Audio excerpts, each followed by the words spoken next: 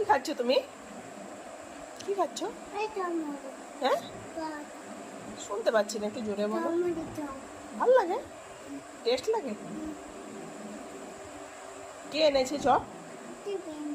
হ্যাঁ, জোরে বলো। ও,